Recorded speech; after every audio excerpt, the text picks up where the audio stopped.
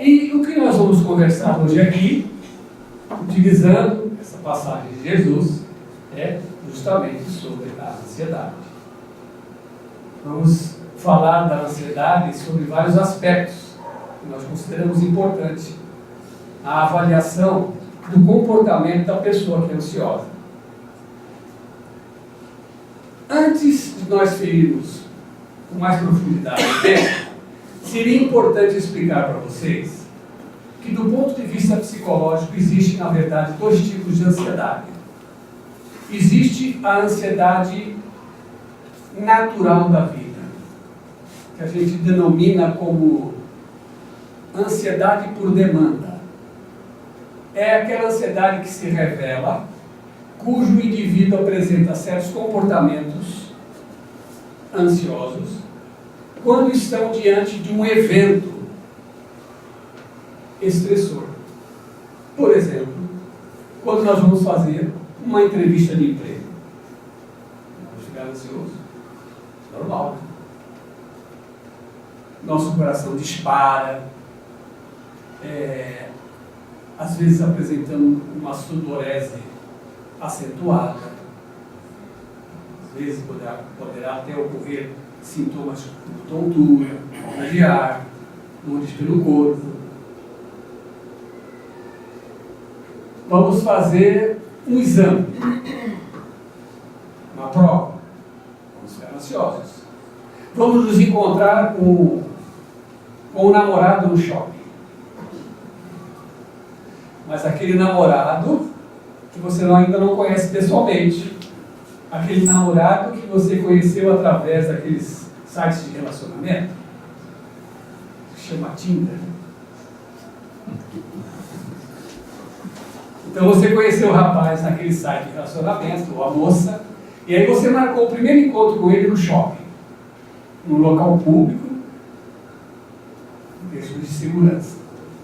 Então você vai ficar ansioso, ou vai ficar ansiosa, porque de repente você não sabe se aquela pessoa que você vai se encontrar é aquela mesma que você viu na foto do site de relacionamento. E depois também você não sabe se você vai conseguir agradar aquela pessoa ou se ela vai agradá-lo ou agradá-la. Vai ficar ansioso.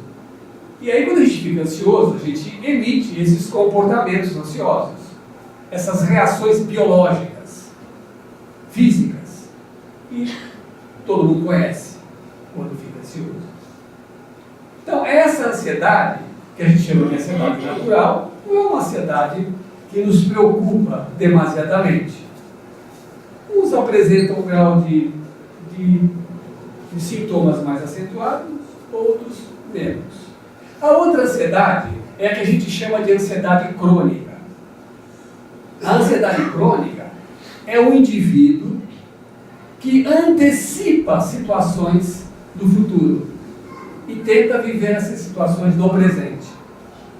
Então, é um fato, um evento que vai ocorrer, por exemplo, na semana que vem, no mês que vem, e ele, como se trouxesse aquele fato para o momento atual, para o momento presente, tenta vivê-lo, resolvê-lo agora, mas só que ele não dá conta disso. Por quê? Porque aquele fato ele vai ocorrer, ele vai ter que lidar com ele somente na semana que vem.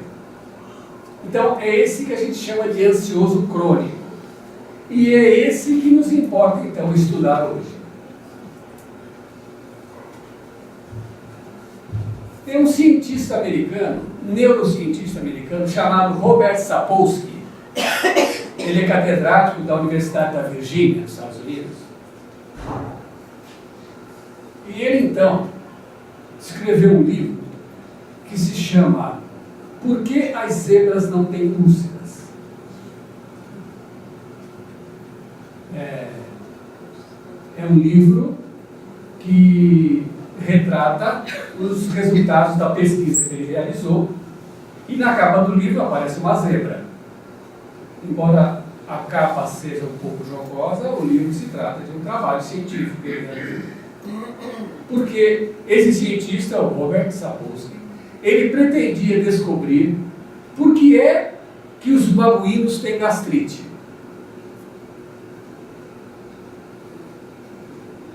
Vocês acham que isso é uma coisa importante? Saber? Sei lá, de repente, as pessoas querem estudar esses assuntos, considerando-os importantes. De repente, o cientista quer saber como é que funciona o ciclo menstrual dos camarões do Golfo do México. De repente, eles têm muito dinheiro e podem pesquisar o que quiser. Agora, será que isso foi importante ele descobrir? Então, Robert Sapolsky, junto com seus assistentes, montou um laboratório numa região da África, numa savana, e através da observação, ele passou a estudar uma comunidade de babuínos que tinha próximo dali. Então, junto com seus assistentes, passavam lá várias horas por dia, observando o comportamento dos babuínos. E aí ele fez umas descobertas importantes. Por exemplo, ele descobriu que os babuínos, não sei se vocês sabem, os babuínos, eles são os primatas mais inteligentes que existem. Como se fosse assim, depois dos babuínos somos nós. E os babuínos são, por serem os primatas mais inteligentes, eles são, por isso que eles têm gastrite. Porque ele descobriu que os babuínos têm um comportamento social muito parecido com o nosso. Por exemplo, eles costumam preservar a relação do casal até o final da vida. Que nem a gente. Claro, nem todo mundo. Outra coisa, que eles cuidam das crias, da prole deles, até a vida adulta. Como a gente. Nós cuidamos dos nossos filhos até o término da adolescência. Se bem que a adolescência agora espichou um pouco mais. Parece que a adolescência agora vai até os 30 anos. É comum ver marmanjo barbudo dentro de casa, ainda dependendo dos pais. A adolescência na minha época terminava nos 17, 18 anos, acabou. Agora é com tua conta. Mas agora não, vai até os 30. Ela começa mais tarde e termina, consequentemente, mais tarde. Mas então, os babuínos é assim. Eles têm um comportamento social muito parecido com os nossos. E o médico, o cientista, descobriu que eles também são muito ansiosos, como a gente. Mas a grande descoberta do cientista não foram os babuínos. Ele percebeu que próximo dali havia uma manada de zebras. Não sei se também vocês sabem, uma revelação. As zebras, ela é um dos animais mais burros da criação. Ao contrário dos babuínos, que são os mais inteligentes. Não sei se vocês já ouviram aquela expressão assim, é burro igual uma zebra. Então quando você chama alguém de zebra, toma cuidado. Porque você não chama a pessoa de burra. Porque a zebra tem uma cabeça grande, mas tem um cérebro pequeno. E a ansiedade, ela é um atributo de pessoas inteligentes. Por isso que estou muito ansioso. As zebras não, as zebras são muito burras. E chamou a atenção do pesquisador o comportamento das zebras. Vocês devem estar imaginando por que eu estou falando sobre tudo isso, vocês vão entender muito bem. O comportamento das zebras é peculiar, porque vocês sabem qual é a única preocupação que a zebra tem? Quê? Não. O pasto é farto, tem grama para todas elas, tem mato, as savanas africanas. Qual é a única preocupação que a zebra tem na vida? Olha, nós temos um monte de preocupações. A gente já acorda de manhã pensando em tudo que ele vai ter que fazer, as contas para pagar. A zebra só tem uma. Por que ela só tem uma? Qual é a única preocupação da zebra? Sabe? Dormir. Dormir? Você acha que isso não é preocupação para você? Ela não vai ter de pé. Não precisa nem deitar para dormir. Olha, a zebra só tem uma preocupação na vida, que é quando ela vê o leão. A zebra, quando vê o leão, desencadeia nela um mecanismo de reação biológica que vai prepará-la para fuga. A gente chama esse mecanismo de reação biológica de reação do eixo HPA. Vou explicar. HPA é as iniciais de três glândulas que nós temos no nosso corpo, que é o hipotálamo, a pituitária e a adrenal. Quando nós estamos diante de uma situação que provoca ansiedade, estresse, nós desencadeamos a reação desse mecanismo do eixo HPA, que a zebra tem. E nós também. Todo ser vivo tem esse mecanismo.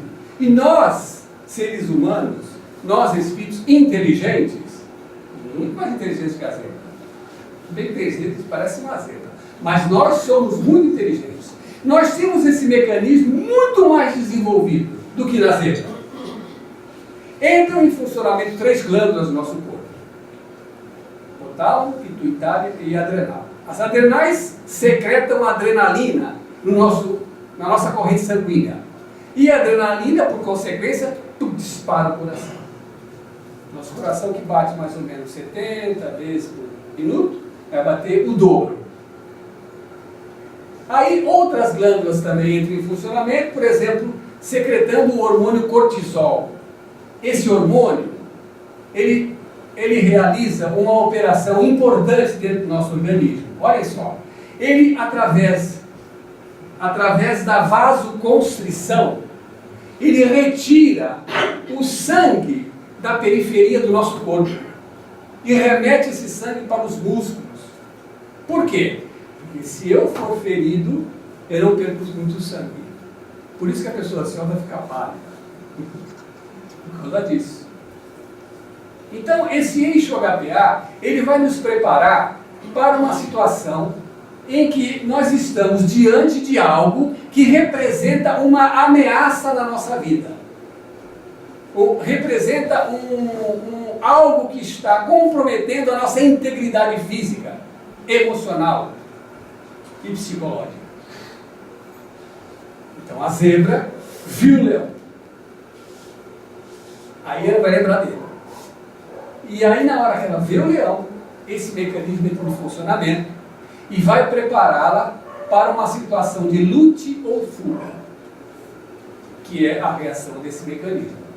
Lute ou fuga. Claro que a zebra não vai lutar contra o leão, mas ela vai fugir do leão. E ela vai então sair naquela carreira desenfreada, aquele manada de zebras correndo, que a gente vê no canal Discovery, aquelas zebras correndo. E até as zebras que não viram o leão saem correndo também junto, porque sabem que existe alguma coisa ali que está ameaçando a sua vida, a vida da manada. E as zebras saem correndo. Aí por que o leão capturou uma zebra retardatária? Ou por que o leão desistiu de perseguir as zebras? Quando a zebra não vê mais o leão, você sabe o que ela faz? Ela para e volta a comer. Porque a zebra, por ser burra, ela não tem uma habilidade cognitiva igual a nossa, de poder antecipar uma situação. Então a zebra não consegue imaginar algo. Ela não consegue pensar subjetivamente, como nós, abstratamente, como nós fazemos. Então ela não pensa, olha, cuidado que o leão pode estar atrás daquela moita. Ou, será que o leão não vai aparecer de novo? Fico de vigia aqui enquanto eu corro. Não. A zebra, quando não vê mais o leão, ela simplesmente esquece do leão. O leão não existe mais para ela. Ela não consegue pensar subjetivamente, imaginar algo que possa acontecer. O leão não existe mais. E aí ela volta a comer tranquilamente. Mas nós não. Nós fazemos isso muito bem. Nós conseguimos antecipar algo, pensar em algo, imaginar algo. E aí é que a gente se estrepa. Justamente por sermos inteligentes. Às vezes a gente até quer ser burro um pouco, que nem a zebra. Por falar nisso, eu tenho uma paciente que ela é muito ansiosa. Muito ansiosa. E quando eu atendo uma pessoa que é muito ansiosa, logo na primeira sessão, eu chego para ela e pergunto assim: olha, se você fosse dar uma nota para a sua ansiedade de 0 a 10, quanto você daria? 11. Para vocês verem o grau de ansiedade que tinha a dona Cristina, é o nome que eu vou dar. Então a dona Cristina veio na primeira sessão, disse que a sua ansiedade tinha nota 11. Conversamos na primeira sessão, e aí entre a primeira sessão e a segunda, ela me mandou uma mensagem, perguntando algo lá que eu não me lembro. Eu respondi prontamente, assim que pude. Quando ela veio na segunda sessão, ela se sentou e disse para mim: obrigado por o senhor ter respondido a minha mensagem. Não, claro, se fizer alguma pergunta, se comunicar comigo, assim que eu posso, eu respondo. Aí ela virou-se para mim e disse assim: o senhor se preocupa comigo? Aí eu virei para ela e disse assim: dona Cristina, olha, nessa 1 hora que a senhora está aqui, eu me preocupo com você. Mas depois que você sai daqui, eu esqueço de você. Ela regalou o olho, assim, me olhando assim como se estivesse meio decepcionado com a minha resposta. Eu expliquei: olha, dona Cristina, se eu me preocupasse com você, depois que você saísse daqui, eu não poderia atendê-la. Mas por quê? Porque eu já estive enlouquecido. Porque depois de você vem outra pessoa, vem outra. E eu não posso ficar me lembrando de você. Mas nessa 1 hora que você está aqui na minha frente, nós estamos aqui conversando, eu vou me lembrar de tudo do que você me disse. Vou lembrar, inclusive, dos seus problemas e vou, inclusive, lembrar das suas histórias que você vai contar para mim de suas vidas passadas. Mas a dona Cristina era muito ansiosa. Um dia ela chegou, eu atendi ela logo cedo, acho que eu atendi ela 9 horas da manhã. Ela chegou, sentou na poltrona e falou: ai, meu Deus do céu, hoje eu estou com a minha agenda cheia. Estou cheia de tarefas para realizar no dia de hoje. Até anotei numa tabela, numa lista, para mim não poder esquecer. E começou a enumerar todas as atividades que ia realizar naquele dia. Realmente, uma lista enorme. E por isso, por conta disso, ela estava muito ansiosa. Aí eu me virei e disse: mas dona Cristina, essa lista toda que a senhora vai ter que realizar hoje, a senhora poderia fazer amanhã? Poderia. Nós somos assim, muito ansiosos. Aí eu contei para ela a história da zebra. E ela foi embora naquele dia. Quando ela retornou na outra sessão, ela sentou, eu falei: tudo bem? Ela falou: tudo bem, né? Aconteceu alguma coisa? Não, tu não sabe o que aconteceu. Por quê? Eu estava em casa e surgiu uma situação lá que eu fiquei muito nervosa e muito ansiosa. Aí lembrei da história que você contou da zebra. Aí eu pus a minha mão na cabeça e falei: eu sou uma zebra? Eu sou uma zebra? E meu marido escutou. Ele escutou e falou: o que é isso? Eu falei assim: não, é meu psicólogo que me ensinou que eu tenho que ser uma zebra. Não, mas eu não falei que você tem que ser uma zebra. Nós teríamos que aprender a lidar com as coisas como se fôssemos uma zebra. Porque vocês sabem o que acontece com a pessoa que é ansiosa? Crônica. Não aquela ansiedade natural que eu expliquei no início, mas a ansiedade crônica.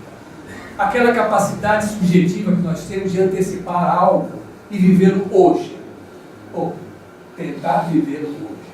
Porque o ansioso, ele fica passando mal, porque ele não consegue resolver uma coisa que é amanhã, é da semana que vem, do mês que vem, mas não, ele quer resolver agora. Ele não consegue resolver. E o que acontece com isso? Ele não consegue resolver algo que é da semana que vem, e por conta disso não consegue administrar as coisas do hoje. E ele fica todo atrapalhado. E uma das maiores culpadas, um dos maiores culpados disso é o nosso próprio cérebro. E eu vou explicar para vocês por quê. Vocês sabem que nós não somos o nosso cérebro. Eu acho que tem gente às vezes até que duvida disso. Não, é claro que eu sou meu cérebro. Eu sou um cérebro inteligente. Nós não somos o nosso cérebro. Um cientista austríaco, naturalizado americano, chamado Kurt Gödel, um gênio na matemática, na física.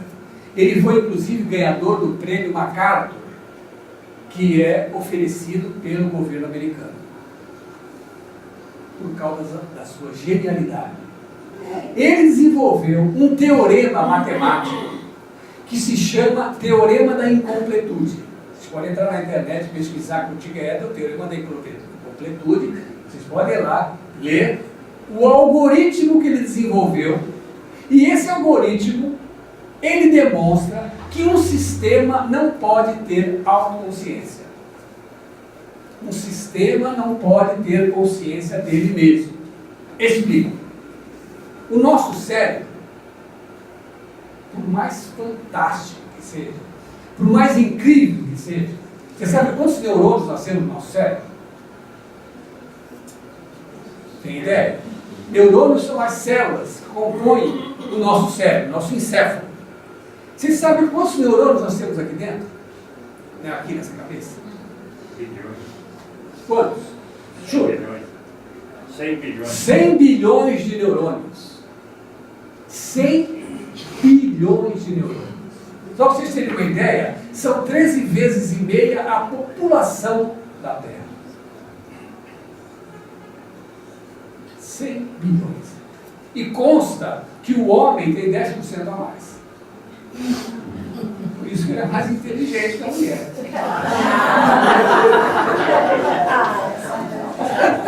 Por quê?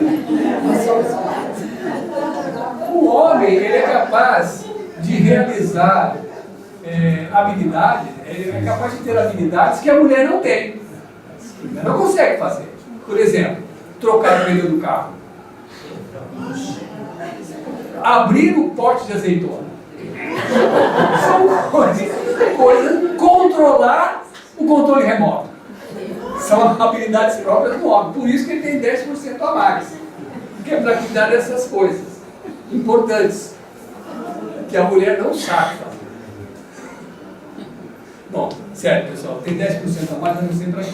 Mas bom, então, o Kurt Gödel diz o seguinte, que o nosso cérebro, por mais fantástico que seja, por mais incrível, ele não tem consciência dele mesmo. Perceberam? É a mesma coisa que se eu pegasse uma peça de colchão mole, um pedaço de carne, pusesse um pedaço de carne aqui em cima e eu achar que o colchão mole sabe o que é o colchão mole. O colchão mole não sabe o que é o colchão mole. Nem o cachorro, que a gente gosta tanto, não sabe o que é um cachorro. O cachorro não sabe o que é o cachorro, o gato. Os animais irracionais, eles não têm consciência deles mesmos. Eles não sabem, inclusive, nem que vão morrer. Nós sabemos. O nosso cérebro não. Por quê? Porque nós não somos o nosso cérebro. Então existe uma inconsistência matemática de nós sermos o nosso próprio corpo. Nós não somos o nosso próprio corpo. Nós somos fora do nosso corpo.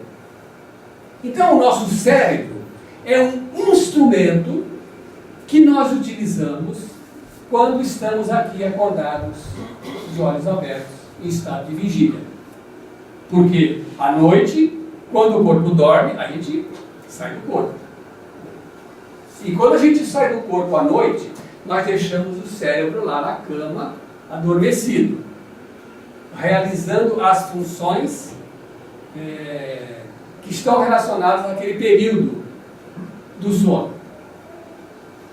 Mas nós, entidades espirituais, saímos do corpo e levamos o quê? Um outro cérebro, que é o cérebro, vamos chamar de um cérebro espiritual. É nesse cérebro espiritual que está o comando. É nesse cérebro espiritual que estão armazenadas todas as nossas memórias dessa vida e de tantas outras vidas milenares que nós já vivemos. E aí, quando a gente sai do corpo à noite, a gente vai entrar em contato com essa realidade espiritual. E é como se a gente tivesse até desencarnado. Por isso que a gente costuma dizer que o sono é um ensaio para a morte. E quando a gente morrer, assim, é como se dormisse. Só que não volta mais, não acorda. E quando a gente dorme, a gente sai e volta, porque está preso no corpo. Então, a gente volta para o corpo.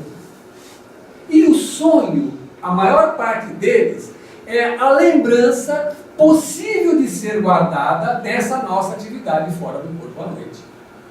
Por isso que muitas vezes, na maior parte das vezes, os sonhos são confusos, ininteligíveis, complexos, às vezes até sem sentido. Por quê? Porque quando estamos fora do corpo, levamos o nosso cérebro espiritual conosco. E esse cérebro espiritual é um cérebro que está capacitado a viver uma realidade multidimensional, que é a realidade espiritual. Quando nós voltamos para o corpo ao acordar, que nós nos conectamos novamente com o cérebro físico, ali não possui nenhuma informação daquela atividade minha à noite fora do corpo.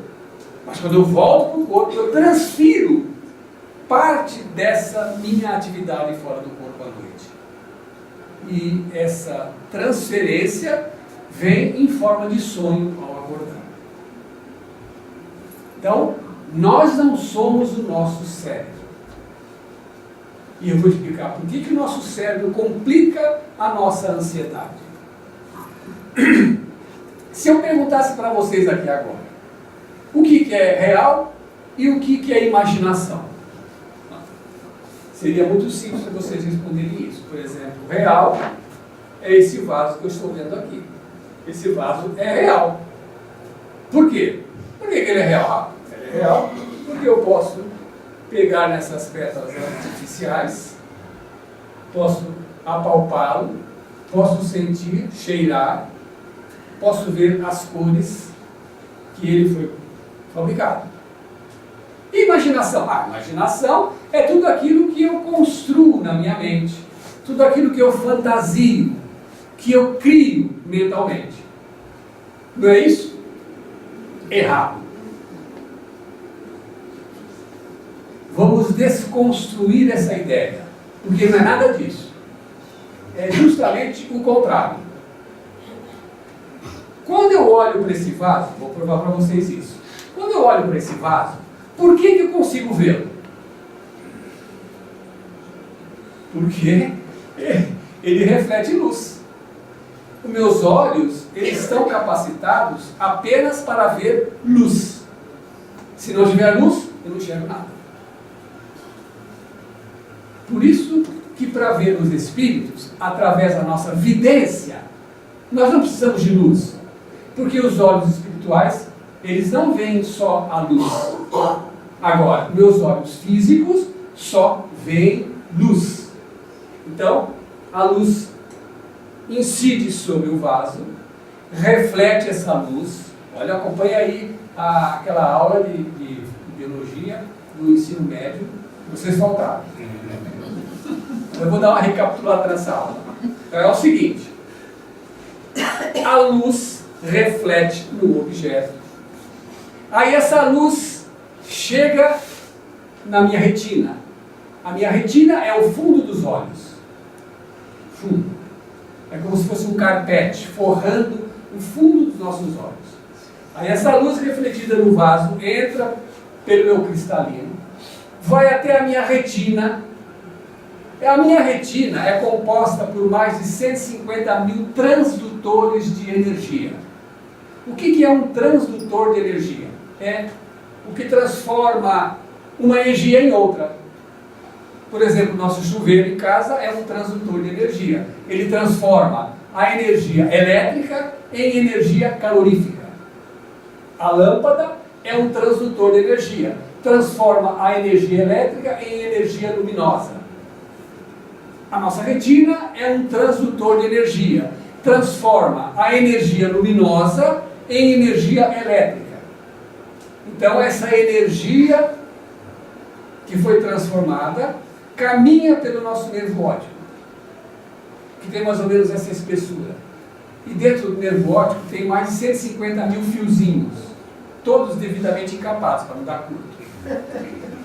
E esse sinal elétrico caminha pelo meu nervo óptico e vai até uma região do meu cérebro aqui atrás, na parte posterior, que se chama córtex visual, ou lobo occipital, aqui atrás.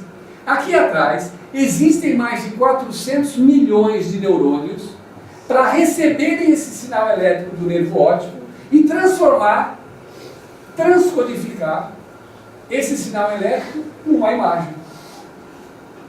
Então é aqui que eu vejo o vaso, não é ali, nem aqui, é aqui. Tanto que se eu sofri um acidente, os acidentes que provocam traumatismo nessa região podem provocar distúrbios visuais até cegueira. Porque é aqui que a gente vê. Não é aqui e nem aqui. Aqui. Ok? Isso aí vocês já sabiam. Não? Faltou na aula. Não devia ter faltado. Mas eu estou recapitulando. Muito bem. Agora, olhem só, presta atenção. Eu vou fechar os meus olhos. Não estou mais olhando para o vaso. Não está mais incidindo luz nos meus olhos. Não existe nenhuma energia elétrica caminhando pelo nervo óptico. Eu vou fechar os meus olhos e vou imaginar o vaso. Por que eu consigo imaginar o vaso? Porque quando eu vi, eu já gravei na memória. Isso se chama engrama. Engrama é quando você grava uma imagem na sua memória. Antigamente achava que a memória estava circunscrita em uma região do nosso cérebro. Hoje, com os avanços das neuroimagens, já se sabe que a memória está espalhada pelo nosso cérebro, pelo nosso córtex. Então, eu fechei meus olhos e agora, sem incidir luz nos meus olhos, sem caminhar nenhum sinal elétrico pelo meu nervo óptico, eu estou imaginando o vaso. Imaginei o vaso. Aí, quando eu imagino, eu estou dando uma ordem para o meu cérebro para ir na memória capturar o vaso que está armazenado lá e colocar aonde? Aonde que eu vou ver esse objeto imaginário? No mesmo lugar, no lobo occipital. Entenderam? Olhei, corresponde aqui. Imaginei, aparece no mesmo lugar. Ou seja, quando eu estou vendo algo, ou quando eu estou imaginando, na verdade eu estou enxergando esse objeto no mesmo lugar. E um detalhe importante: o meu cérebro, não eu, nós não somos o cérebro, não se esqueçam disso. O meu cérebro, ele não sabe quando nós estamos vendo algo de fato ou apenas imaginando. Para ele, tudo é real. Certo? Tudo é real. E quando eu imagino algo, na verdade eu estou indo buscar na memória. E colocando aqui no lobo occipital. Quando eu estou vendo algo, eu estou fazendo com que esse algo surja no mesmo lugar. Aí eu perguntei para vocês o que é imaginação, o que é realidade. Esse vaso, por mais bonito que ele seja, por mais bem feito, e por mais que a gente cuide dele com todo zelo e carinho, ele um dia irá deixar de existir. Não é? Um dia ele não vai existir mais. Pode ser que demore 10, 20, 30, 40, 50 anos, mas um dia ele não vai mais existir. E as moléculas e os átomos que o compõem serão devolvidos para o laboratório da natureza. O vaso se definiu, desapareceu, não existe mais. Mas o vaso que está na minha memória não se apagará jamais. Pergunto novamente, o que é real e o que é imaginação? Isso é ilusão. Tem vida efêmera, temporária. Isso é uma imaginação. Agora, o que está na minha memória é real. Aquele gesto, aquele pensamento mais secreto que você tinha naquela vida de 3.500 anos atrás, lá no Egito, quando você era o camareiro do faraó, aquele gesto, aquela informação, aquele pensamento e aquela emoção estão gravados na sua memória, indelevelmente. Jamais se apagará. Isso é real. O que os nossos olhos físicos veem é ilusão. O que tudo isso tem a ver com a ansiedade? Culpa do nosso cérebro. Quando nós imaginamos algo, então, eu comecei a imaginar agora que o leão está na minha frente. Não existe leão nenhum. Mas eu estou imaginando isso. Eu estou preocupado porque um leão pode aparecer. E eu começo a pensar no leão. Eu começo a criar imagens subjetivas com relação ao leão. E começo a ficar com medo porque o leão pode aparecer, de repente, e eu não perceber. O leão pode me devorar. O leão pode me fazer mal. O meu cérebro não sabe que o leão não está ali. Porque para o meu cérebro, o leão é real.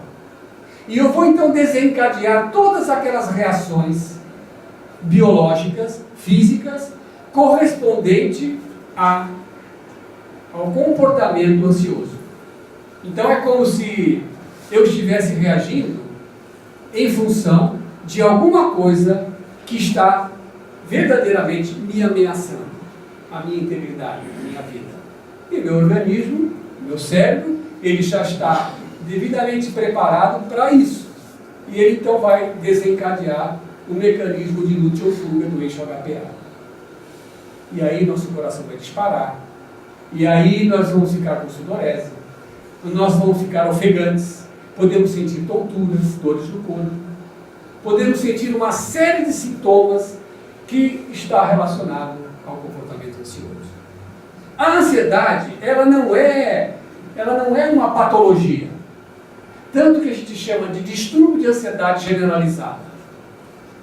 Mas a ansiedade, ela pode provocar uma série de patologias.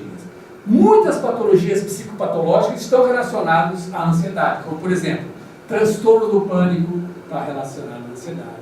Transtorno obsessivo compulsivo, TOC, está relacionado à ansiedade. Transtorno psicastênico, que é aquelas pessoas que têm muita dificuldade para tomar decisões, para fazer escolhas na vida, está relacionado à ansiedade. O ansioso, geralmente, emite comportamentos bizarros. Por exemplo, o ansioso ele tem dificuldade extrema em, por exemplo, fazer uma coisa simples, de dizer não para os outros. Ele tem muita dificuldade de fazer isso. Ele não gosta de discussão. Ele não gosta, muitas vezes, de expor o seu ponto de vista. Ele, muitas vezes, sente a sua vida como se estivesse travada, amarrada. Como se ele não conseguisse realizar as coisas. Como se ele não terminasse as coisas. Como se ele estivesse sempre recomeçando. Ele se auto-sabota. Ele emite uma série de comportamentos que vão prejudicá-lo durante a vida inteira. Eu atendi uma paciente muito ansiosa. E já era uma senhora, tinha 60 anos. Médica, pediatra. Uma pessoa muito inteligente. Mas muito ansiosa. E a ansiedade agravava os problemas que seriam simples na vida dela de resolver. E uma hora eu perguntei para ela assim, escuta uma coisa, você acha a sua vida travada? Como se ela estivesse amarrada? Ela pegou, virou para mim e disse: vou lhe contar uma história. Há uns anos atrás, eu queria fazer um curso no Hospital das Clínicas. E esse curso, ele é dado por um professor que ele é muito bom na área. Ele dá esse curso na Europa, Estados Unidos, já deu na Ásia, inclusive. Ele é como se fosse o top nessa área. E para fazer um curso com ele é complicado. Você tem que mandar uma mensagem com o seu currículo, e aí a equipe dele vai analisar o seu currículo. E se o seu currículo for aceito, então é marcada uma entrevista com o médico. Então ela disse que mandou o currículo e já tinha se passado um mês ou mais e não havia recebido nenhuma resposta. Ela achou até que, eu acho que meu currículo não foi aprovado. De repente ela recebe uma mensagem já avisando ela o dia que ela iria se encontrar com ele no Hospital das Clínicas, o dia e horário. Ela foi, nervosa pra caramba, ansiosa demais, suando frio, entrou no consultório do médico no Hospital das Clínicas. Sentou na frente dele, ele a cumprimentou, e aí ela ficou observando que ele estava folheando o currículo dela. E virava as páginas. Ele olhava para ela e voltava a olhar para o currículo. E virava as páginas. Olhava para ela, olhava para o currículo. Numa determinada hora ele pegou o currículo dela, colocou em cima da mesa e falou assim: doutora, com esse currículo, por que a sua vida ainda não alavancou? Percebe? É isso que a ansiedade faz com a gente. E como resolver isso? Como deixar de ser ansioso crônico? Como levar a vida assim, na manteiga, como costumam dizer aí? Se preocupa com isso. Você vai semana que vem? Então semana que vem eu vou me preocupar. Semana que vem eu vou lidar com essa situação quando chegar o momento. Como não sofrer antecipadamente com situações que podem ser postergadas? Como mudar o nosso comportamento? Não é fácil. Você sabe que o nosso comportamento ele está enraizado em nós há séculos. E muitas vezes a gente vem emitindo esse tipo de comportamento como se fosse um padrão de conduta, vida após vida, até que a gente consiga se desvencilhar dele. Então eu vou ensinar uma técnica para vocês lidarem com a ansiedade. Um psicólogo americano chamado Maxwell Maltz, ele escreveu um livro inclusive é muito conhecido, que se chama O Poder do Hábito. Alguém já ouviu? Não? Poder do Hábito? Poder do Hábito. É um livro muito bom. Inclusive pessoas ansiosas eu aconselho a ler. E ele diz o seguinte, que nós podemos mudar hábitos na nossa vida em 21 dias. Ele falou que em 21 dias nós podemos, por exemplo, começar uma academia, começar uma dieta alimentar, começar a perder peso, começar a estudar, começar a orar. Nós podemos mudar a nossa vida adquirindo hábitos novos em 21 dias. Em 21 dias, um monte de coisas acontecem no nosso corpo, do ponto de vista biológico. Então, eu vou ensinar uma técnica para vocês. Eu ia até trazer aqui a pulseirinha, mas acabei esquecendo. Você sabe essa pulseirinha que o pessoal usa no pulso? Tem aquelas pulseirinhas de dinheiro, mas tem umas pulseirinhas mais bonitinhas que vendem. Então vocês vão fazer o seguinte: quem estiver interessado em trabalhar a sua ansiedade, façam essa técnica.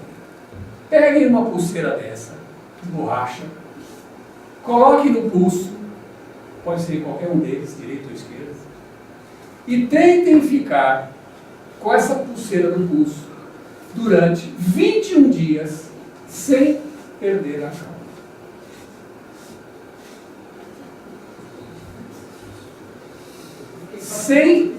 sem emitir comportamento ansioso. Agora, vale ressaltar um detalhe.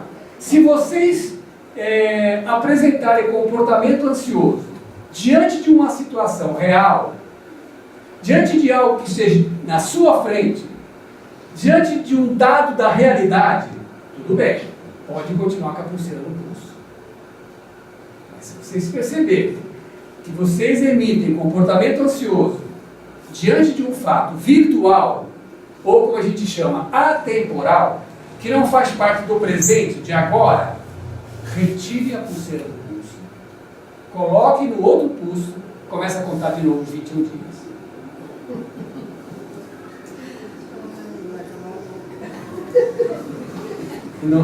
Não vale colocar duas pulseiras em cada pulso. É uma só e tem que trocar de pulso. Então, frisando esse detalhe, se vocês ficarem nervosos, ansiosos, impacientes com algo que está diante de vocês, algo que vocês estão vivendo naquele momento, tudo bem. Mas se vocês perceberem que ficaram ansiosos diante de algo virtual, o leão não está na sua frente, mas você está sofrendo como se ele estivesse, retire a pulseira de um pulso, coloque no outro e comece a contar de novo. 21 dias. Eu sempre procuro dizer o seguinte, para quem está treinando a ansiedade crônica, para se livrar dela. Esteja com a sua mente aonde está o seu corpo. Seu corpício está aqui agora.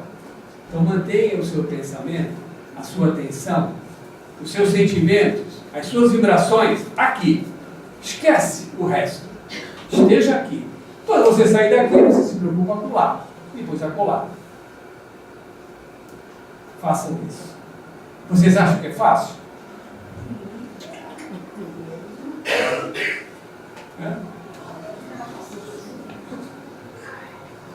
Vocês acham que é difícil? Claro que é. Se fosse fácil, muito difícil. Como eu disse para vocês, esses comportamentos às vezes estão enraizados em nós há séculos. Se não for milênios, se livrar deles não vai ser fácil. Mas, é possível. Então, eu expliquei para vocês as raízes da ansiedade, como que esse mecanismo se desenvolve em nós. Ou seja, falei, dei o diagnóstico e dei uma receita. A gente gosta muito de ir no médico, né? O médico dá um diagnóstico e uma receita. Se o médico não der a receita, esse médico é fraco. A gente quer sair do médico já com uma receita na mão, para comprar um remedinho. Então, eu estou dando a receita para vocês. Como tratar a ansiedade crônica. Faça esse exercício, que aí na próxima palestra minha aqui, a gente pode estar avaliando o quanto vocês já conseguiram melhorar. Não, tem que dar um tempo longo. Se vocês conseguirem ficar 21 dias, aí ficam mais 21. E assim vocês vão estar treinando comportamento sem estresse. Alguém gostaria de fazer alguma pergunta?